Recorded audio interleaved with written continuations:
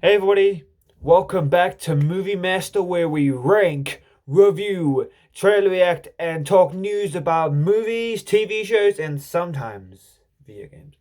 Now, welcome back to the channel, and I hope you guys are enjoying it. And remember, what I'm going to say in this video is my opinion. And as you guys can see down in the title below, this is indeed the Spider-Man 3 No Way Home spoiler-free review. So this video review will be the first one. The next one will be uploaded later today. Will be a spoiler review.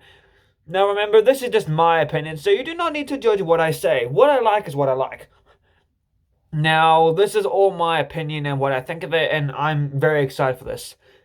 And to those who've seen No Way Home, just please don't spoil it. Don't spoil it for those who want to really see it. And I get fans are leaking videos online, but that's just ruining the experience. I get you want to prove people wrong with things, but that's just ruining it. But nonetheless, the story behind this film is that, well, as many people know, after Spider-Man Far From Home's recent success, the film got so much money that Disney and Sony couldn't move forward with another deal. Disney got more greedy and wanted a bit more money, and Sony wanted a bit more money too. Although people play Sony off as the bad guy and Disney is the hero, or Disney is the bad guy and Sony is the hero, the thing is they're both bad. They're both the bad guys in this scenario. Neither is good, neither is evil. They're both bad in this scenario. Neither is good at this point. It's not one good guy, one bad guy type of thing. They were both bad in that situation. Luckily, they were able to arrange an arrangement and finally were able to finish the contract for Spider-Man and finally able to arrange a new contract concerning more than 2 films like we originally thought. This contract will apparently now have 5 films. That being, the first film will be already been released, Spider-Man 3 No Way Home in 2021, the team-up film, and the college trilogy that's coming out. So that's 4 more films left on Tom Holland's contract.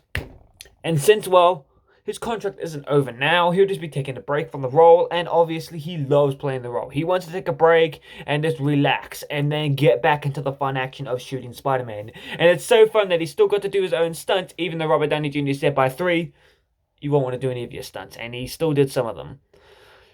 But yeah, I think this film overall does a great job with the film, and I'm very excited, and let's just get into the good. So, the good that this film does is the story. And thankfully, after many pushback dates, they finally settled on December as their release month. They pushed it all the way back to December. I was kind of angry about, but in the end, it was all worth it. So far, what we heard so far is the first thing we saw evidence of it was when they announced that the film would be releasing. But besides that, we didn't get any more of that. We knew they would be releasing in 2021. That's all we knew. We then got leaked images of them in some weird room. And then after that, we even got more leaked images of Peter in the streets. And it was winter, which led people to believe it was going to be a winter one. Then in February was the first official announcement for Spider-Man No Way Home.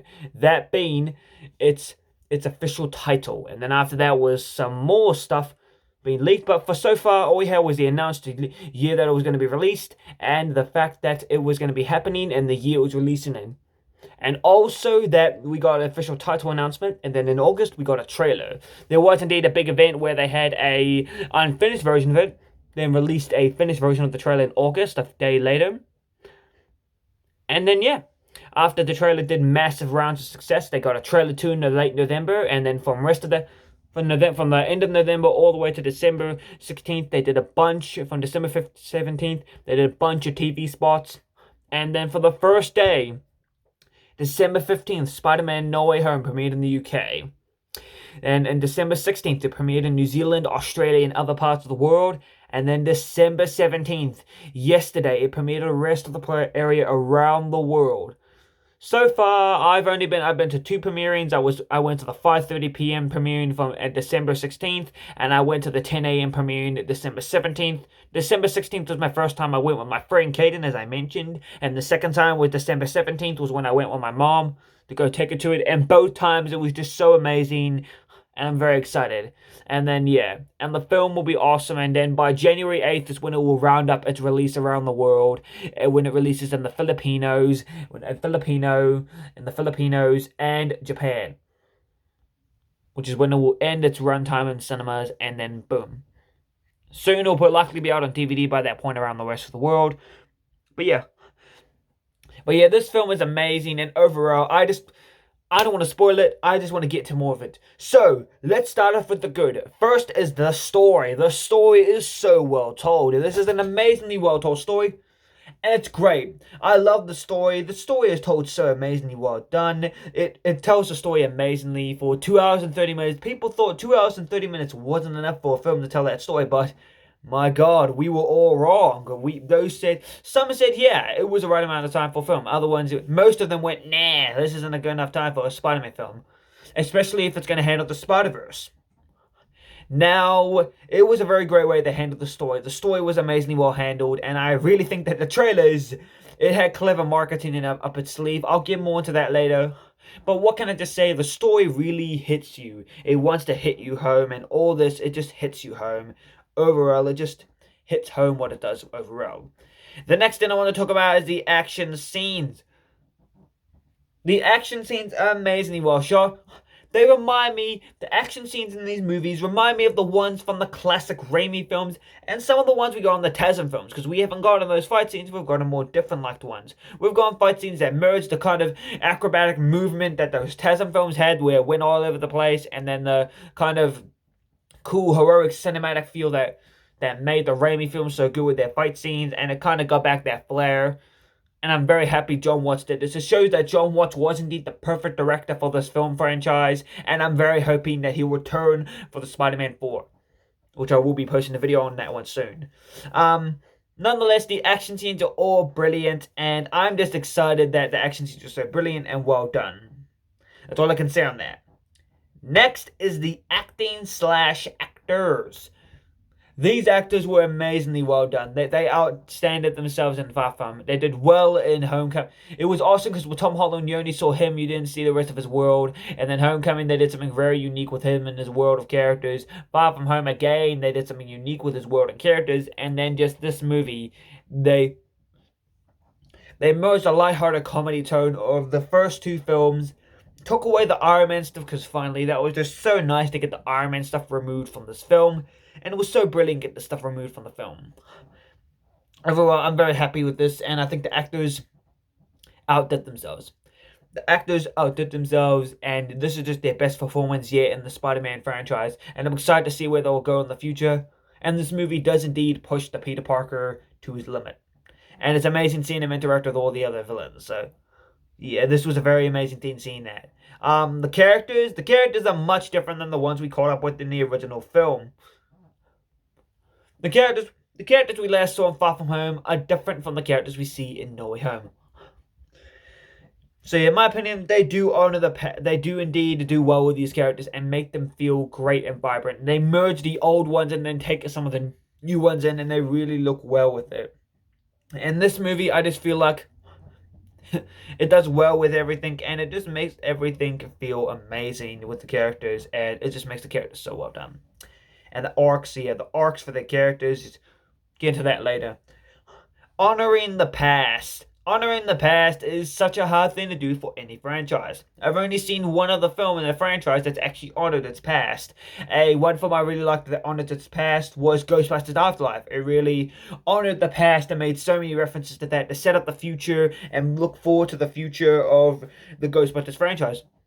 And I'm very happy that Sony did this with the film, and it was very exciting. And the fact that this whole multiverse thing actually happened was amazing, because when they were making Spider-Man 3, at the time it was called Spider-Man 3, they're thinking, Kevin Feige and Amy Pascal thought that maybe they should include Dr. Octopus and all villains now, because, we've done 2 films already with different villains that have never been seen before, with Vulture, aka Adrian Toomes, appearing in Morbius, and also with a bunch of other things that will be happening. It will be nice to actually go back to the classic villains. And why not bring back Alfred Molina as Dr. Octopus, Willem Dafoe as Green Goblin, and Thomas Hayden Church as Sandman, and Jamie Foxx as Electro, and Rhys Fiennes as the Lizard.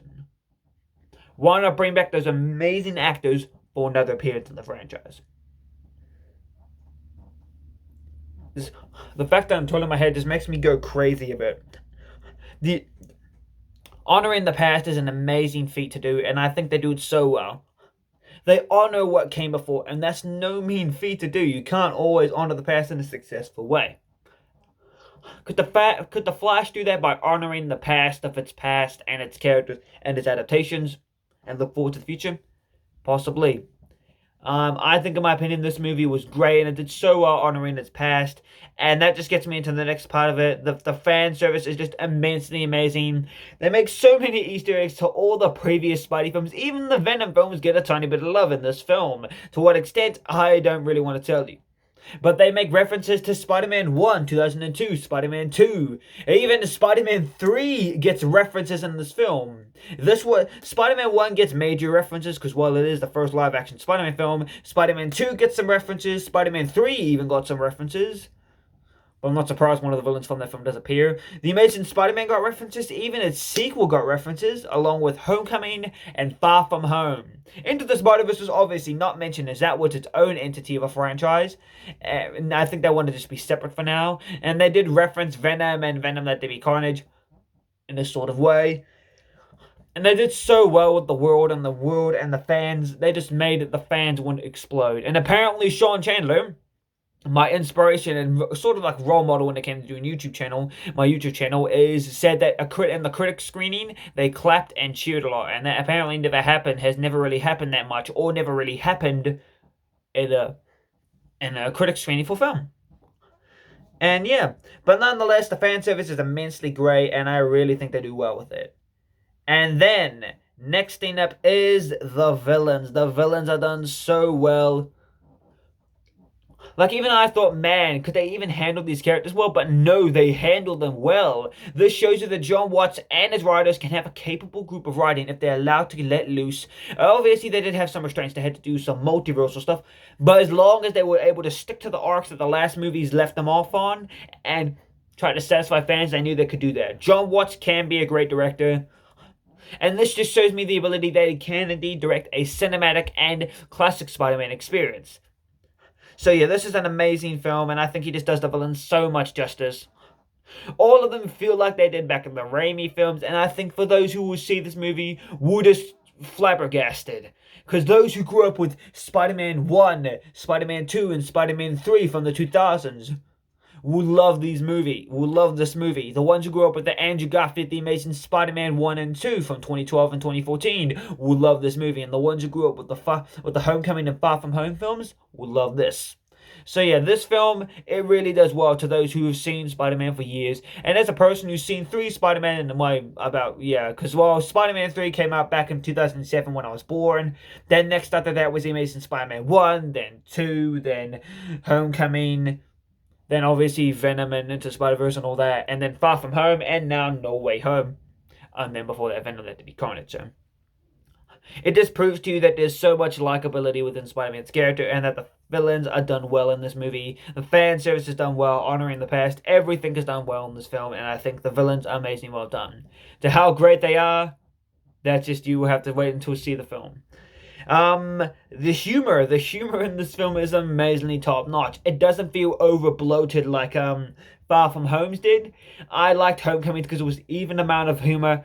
It mixed up that comedy with the high school feel that made it overrun, and then a Marvel feel, and then put a bit of Marvel feel on the other half, and that just did so well for the franchise and the characters and the world. The humor in this film is amazing. It's cool seeing Dr. Octopus, Green Goblin, Sandman, such serious characters from the Raimi films. Even the Lizard and Electro get jokes and humor in their series, and it was just so funny. And I found it very hilarious, and I loved it, and I thought the humor was amazing. The next thing is the tone. The tone is just done so well.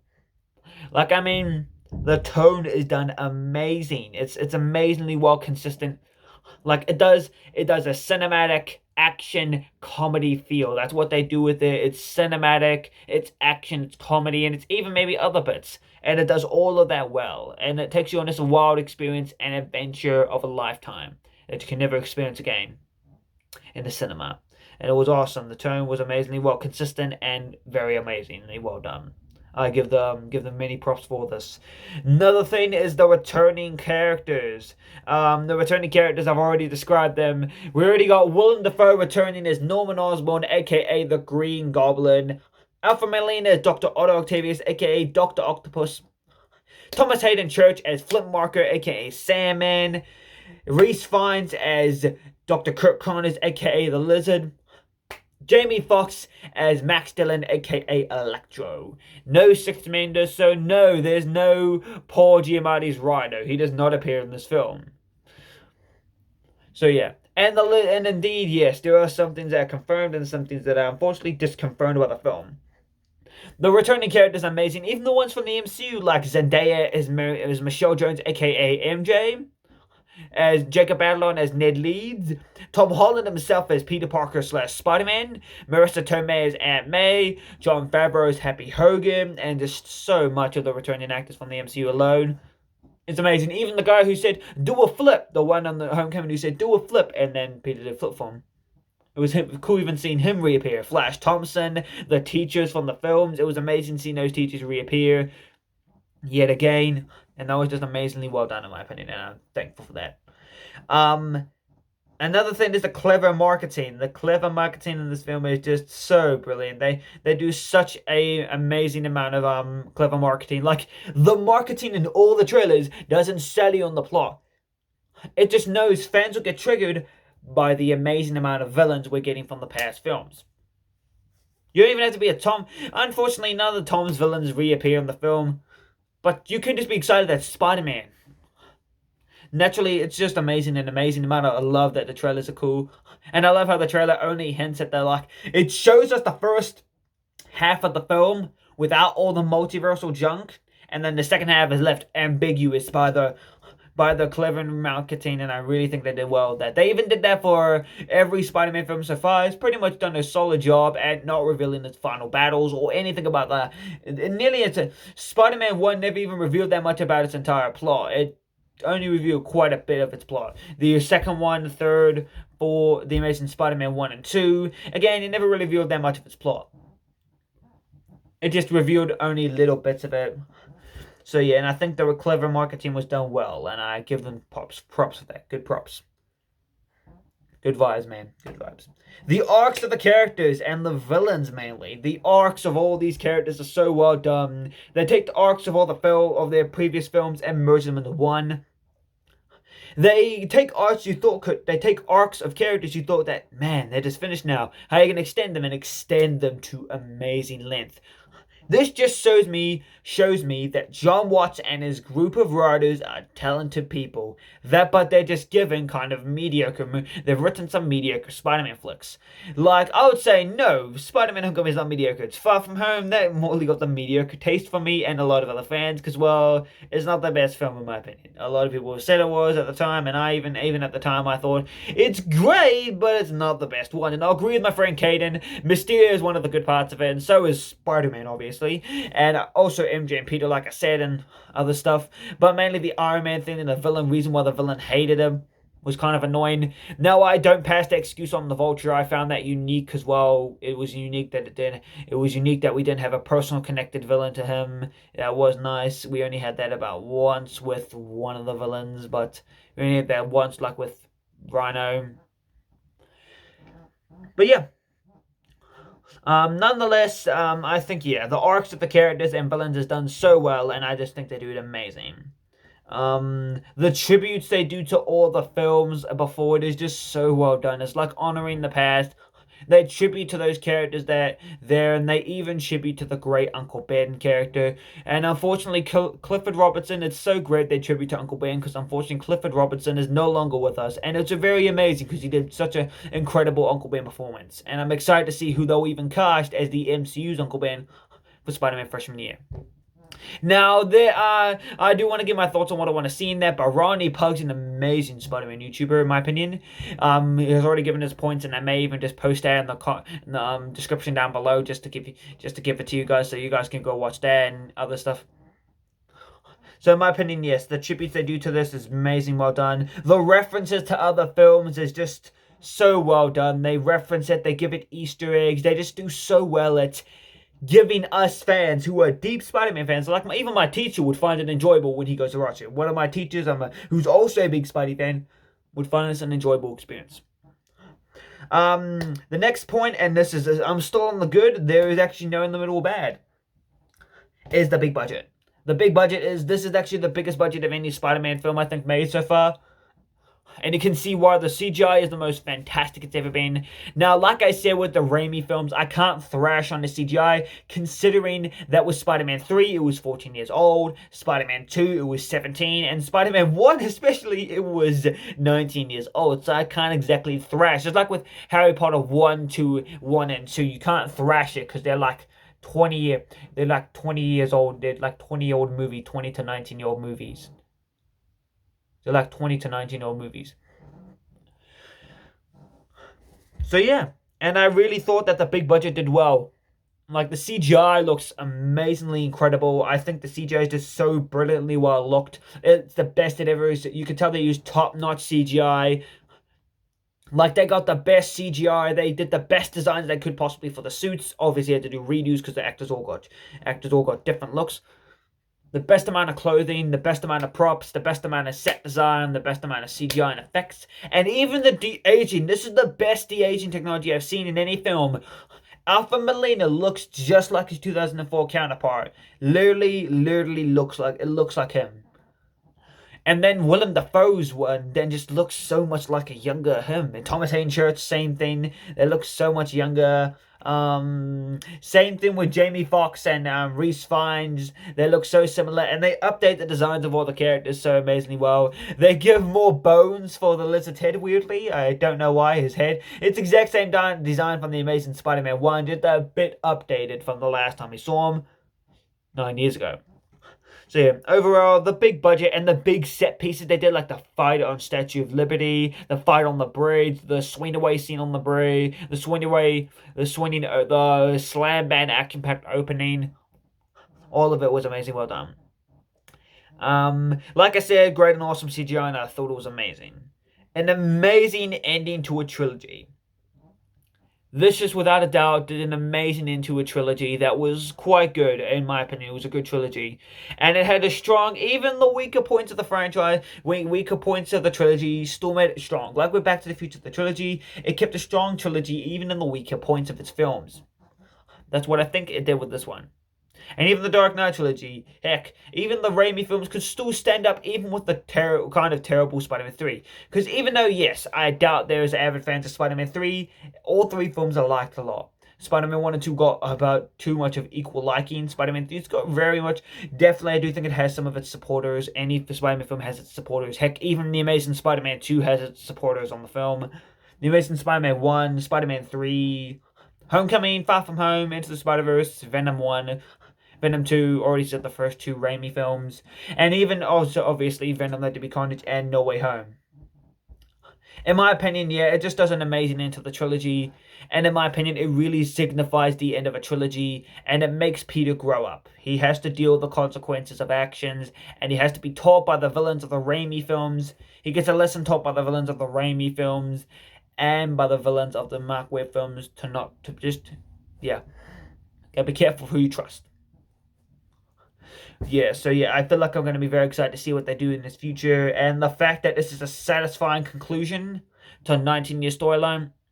It concludes 19 years of storytelling that began in 2002 with Spider-Man 1, and then continued throughout Spider-Man 2 in 2004, Spider-Man 3 in 2007, then in the reboot, The Amazing Spider-Man in 2012, The Amazing Spider-Man 2 in 2014, then Spider-Man Homecoming in 2017, then Far From Home in 2019, and this one, No Way Home.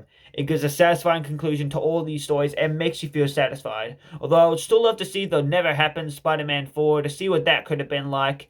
I'm still happy we got this film, and I'm still happy, and I'm very happy. And it would be nice to one day see a comic continuation of the Spider-Man Sam Raimi films one day. And yeah, and I recommend, I will even leave another video down in the description down below. There is a cool timeline video, timelining all the Raimi films together in one. I recommend you check it out. Overall, what do I give this? A 10 out of 10.